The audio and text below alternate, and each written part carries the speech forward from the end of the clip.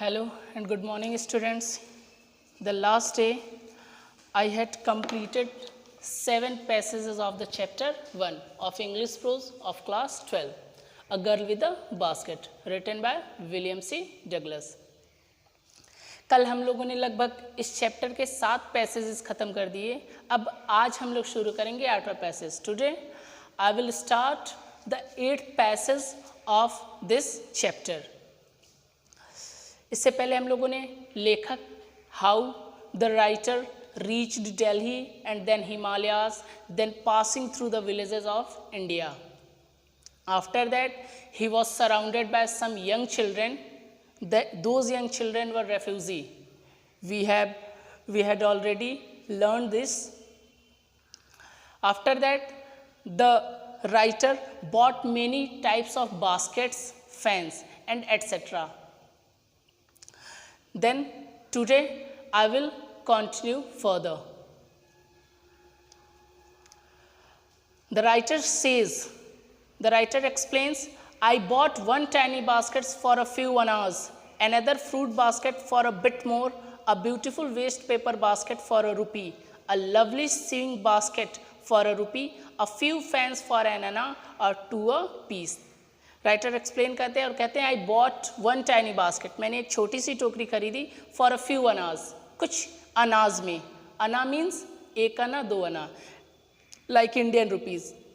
Another fruit basket, एक फल वाली टोकरी मैंने खरीदी फॉर अ बिट मोर, थोड़ा सा अधिक पैसे देके. अ ब्यूटीफुल वेस्ट पेपर, एक बहुत ही खूबसूरत मैंने बास्केट खरीदा, क्या रखने के लिए? वेस्ट पेपर रखने के लिए. फॉर अ रुपी, कितनी कीमत में? 1 रुपये में. अ लवली सिंग बास्केट, एक मैंने बहुत ही खूबसूरत सिंग बास्केट, सिंग मीन्स होता है सिला हुआ, सिंग मीन्स सिला हुआ, अर्थात मैंने एक सिला हुआ टोकरी खरीदा फॉर ए रुपी, कितनी कीमत में? 1 रुपये में. अ फ्यू फैंस, मैंने कुछ पंखे खरीदे फॉर एन अना, 1 अना में, और 2 अ पीस, या 1-2, अर्थात मैंने 1-2 फैंस भी खरीदे लगभग 1 अना में. Then writer explains that he bought many types of fans, many types of baskets, just 1 rupee and a half and few annas. My arms were filled and I had spent not 50 cents. The writer explained, लेखक कहता है कि मेरी भुजाएं, मेरे हाथ भर चुके थे, किससे? With fans and baskets.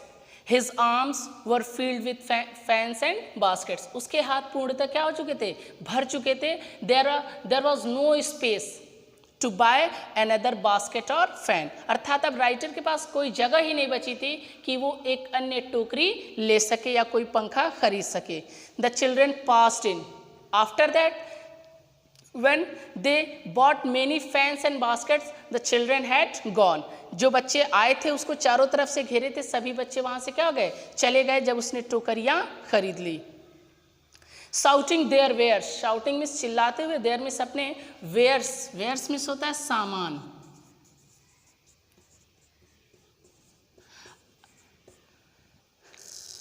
Again the children started to tell about their wares and etc. They had gone finally. The writer says I was a prisoner. लेखक कहता है कि मैं एक कैदी की तरह हो गया था, completely surrounded, unable to move. Writer कहता है कि जब बच्चों ने चारों तरफ से उसको घेर लिया था, he was like a prisoner. वो बिल्कुल किसकी तरह हो गया था? कैदी की तरह. Means he cannot able to move a bit. अर्थात लेखक बिल्कुल अनेबल हो गया था, बिल्कुल अयोग्य हो गया था, असक्षम था इधर से उधर हिलने डुलने में. बच्चों ने इस कदर उसको चारों तरफ से क्या किया था? सराउंड किया था, उसके चारों तरफ गैदरिंग कर दी थी.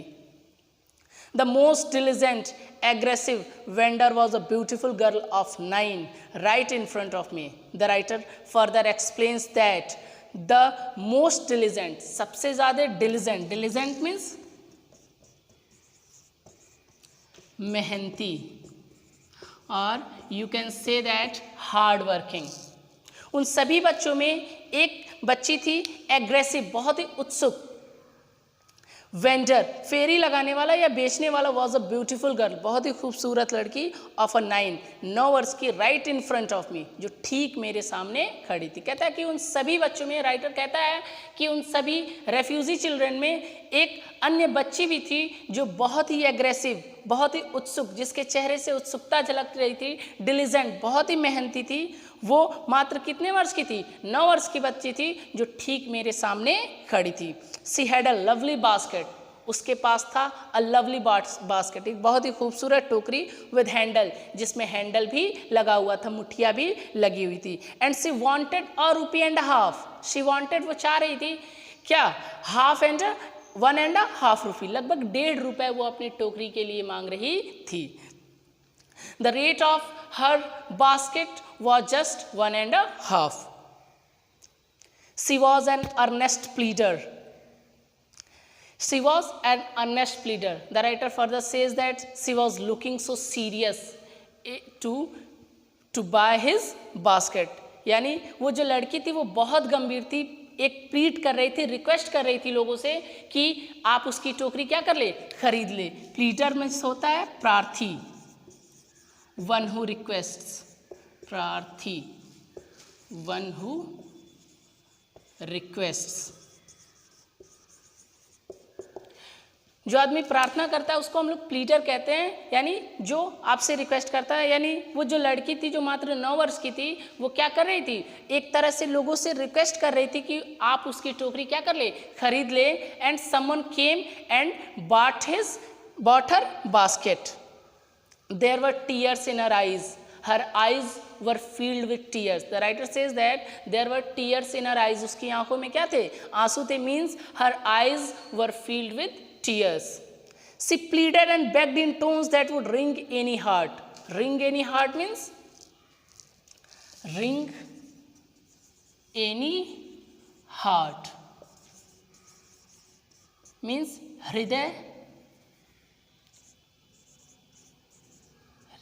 हृदय द्रवित करना या हृदय को पिघला देना। She pleaded and begged in tones, जिस तरीके से वो लड़की प्लीड कर रही थी, बेग्ड कर रही थी। बेग्ड मीन्स होता है रिक्वेस्टेड वेरी बैडली, बहुत बुरी तरीके से किसी से प्रार्थना करना या बहुत नीचे आके लोगों से प्रार्थना करना। Beg means such as, beg means होता है भीख मांगना, बट इन दिस केस यहाँ पे भीख मांगना नहीं होगा, यहाँ पे होगा प्रार्थना करना। यानी वो लड़की जिस अंदाज से, जिस टोन्स में वो अपने आप को रिप्रेजेंट कर रही थी, अपने सामान को बेचने की कोशिश कर रही थी, that would ring any heart, जो किसी भी व्यक्ति के हृदय को क्या कर सकता था? पिघला सकता था।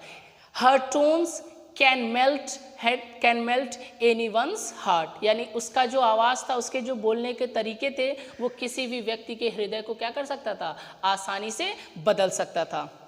The writer further says, the writer wants to say my arms were full, that means there is no space to buy another basket the writer had. अब लेखक के पास कोई जगह नहीं थी, पहले ही उसके आर्म्स जो थे, हाथ जो थे, वो क्या थे? टोकरी और पंखों से क्या हो चुके थे? भर चुके थे। कहता writer, the writer says I had no room, मेरे पास कोई रूम नहीं था, मेरे पास कोई जगह नहीं थी, कोई स्पेस नहीं था। लेट अलोंग एनी नीड, और ना ही मुझे कोई नीड थी, ना ही मुझे कोई ज़रूरत थी, आवश्यकता थी। फॉर अनदर बास्केट, किसी अन्य टोकरी के लिए। Balancing my baskets and fans on my left arm, the writer explains that he balanced his all fans and baskets in one hand and other the second hand he reached his pocket and got some coins. इसके बाद writer कहता है कि I reached into my right coat pocket, मैं अपने हाथ को दाहिने जेब में लेके गया, अपने पैंट के दाहिने जेब में लेके गया and got a handful of change, और लगभग 1 मुट्ठी सिक्का मैंने निकाला। परहैप्स 50 सेंट्स इन ऑल, कहता है राइटर कि शायद वो कलेक्शन में वो सिक्के लगभग कितने के बराबर थे? 15 सेंट के बराबर थे। Which I deposited in the basket of that girl held imploringly before me. कहता है कि वो मैंने सिक्के निकाले और वो जो लड़की मेरे सामने खड़ी थी उसके टोकरी में मैंने वो सारे पैसे क्या किए, डिपॉजिट कर दिए। वो लड़की जो मेरे सामने इम्प्लोरिंगली थी, इम्प्लोरिंगली मीन्स होता है प्रार्थना करते हुए, इम्प्लोरिंगली,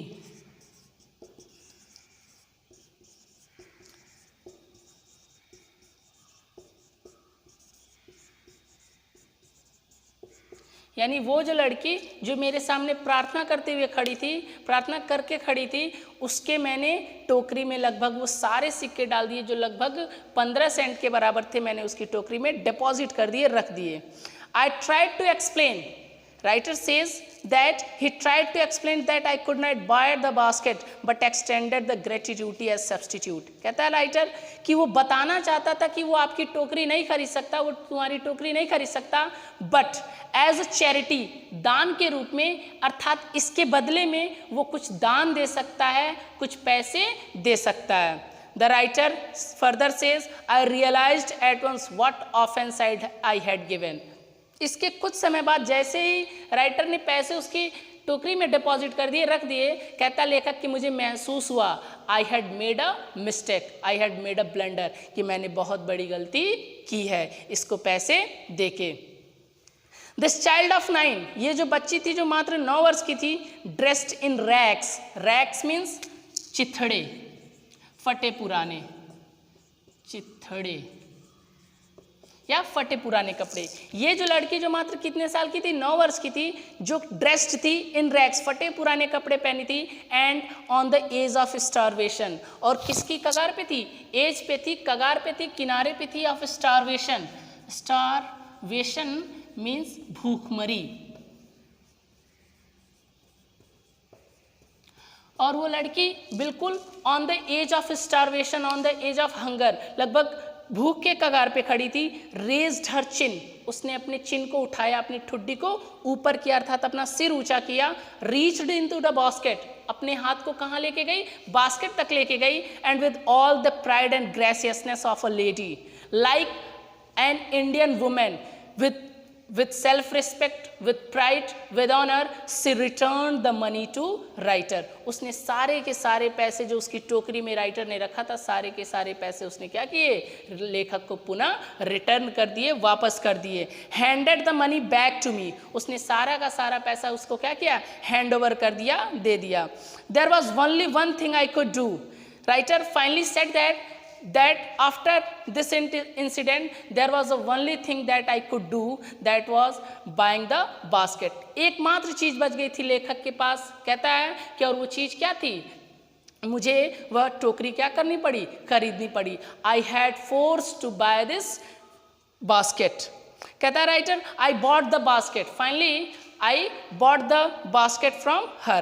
she wiped her eyes, उस लड़की ने अपनी आंखें पोंछी, वाइप की, स्माइल्ड, हंसी, मुस्कुराई, and dash down the platform, और पुनः प्लेटफॉर्म की तरफ आगे निकल गई। हेडेड फॉर सम ग्रास हट, और वो झोपड़ी की तरफ निकल गई, जो झोपड़ी, जो हट किसके बने हुए थे, घास के बने हुए थे। That would have at least 30 cents that night. और कहता है राइटर कि I am very sure that night she had 30 cents. कहता है लेखक कि मैं बहुत आश्वस्त था कि उस रात उस लड़की के पास लगभग 30 सेंट के पैसे थे। कहता है writer, after that when I return America, जब मैं भारत पहुंचा, I told this story to prime minister Pandit Jawaharlal Nehru through a letter. मैंने एक पंडित जवाहरलाल नेहरू को पत्र लिखा और उस पत्र के द्वारा मैंने प्राइम मिनिस्टर को यह कहानी बताई। When I got back to America, जब मैं पुनः यहाँ से पूरी चीज़ें घूम के, पूरी चीज़ें पूरे भारत को लगभग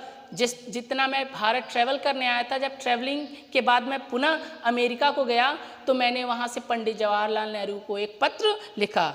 मैंने I describe the story to prime minister of India mister Pandit Jawaharlal Nehru. I told him it was one reason I had fallen in love with India.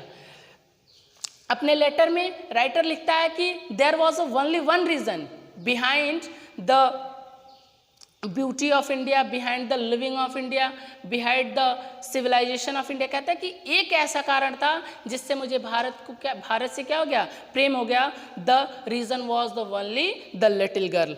The people I सा इन इंडिया, आगे अपने लेटर में राइटर लिखते हैं the people I सा in India, जिन लोगों को मैंने भारत में देखा, those in the villages as well as those in high offices.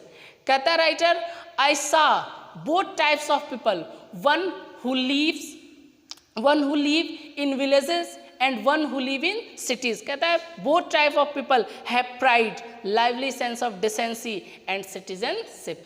The writer explains that every type of Indian people, they had their own civilization, they had decency, they had living sense। अर्थात कहते हैं कि चाहे वो गांव में रहने वाले लोग हो चाहे शहर में रहने वाले लोग हो, सभी लोगों के पास एक सभ्यता थी, संस्कृति थी, नागरिकता थी और जीवन जीने की इच्छा थी। कहता है they also have a passion for independence, all Indian men और women have a great passion for independence. सभी भारतीय लोगों के पास एक जीवन, स्वतंत्र जीवन जीने की क्या थी, इच्छा थी, पैशन था। दिस ब्यूटिफुल चाइल्ड, कहता है राइटर आगे बताता है अपनी लेटर में पंडित जवाहरलाल नेहरू को, दिस चाइल्ड ऑफ 9, ये जो 9 वर्ष की बच्ची who met in India to him, जो उसको भारत में मिली थी, born in squalor and poverty, वो जरूर स्क्वेलर में जन्मी होगी। Squalor means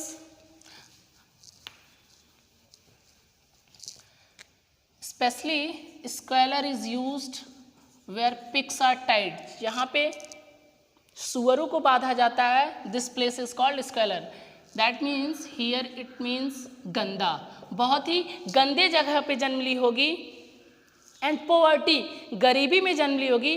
uneducated in both grammar and manners, the girl was totally illiterate but had given me a glimpse of warm soul of India, but he showed how the Indian people react, how the Indian people thought, how Indian people are great। कैसे भारतीय लोग अपनी सभ्यता, अपनी संस्कृति, अपने सम्मान को लेके कितने गंभीर हैं, उस लड़की ने मुझे एक ग्लिम्स दिया, मुझे एक झलक दी।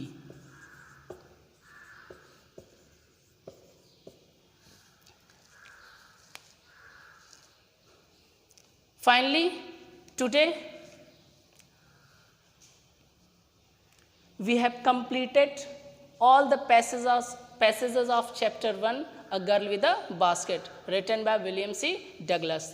The next day, I will teach you the synonyms, antonyms, homophones, filling the blanks from the chapter 1. Thanks a lot. Thanks for watching the video.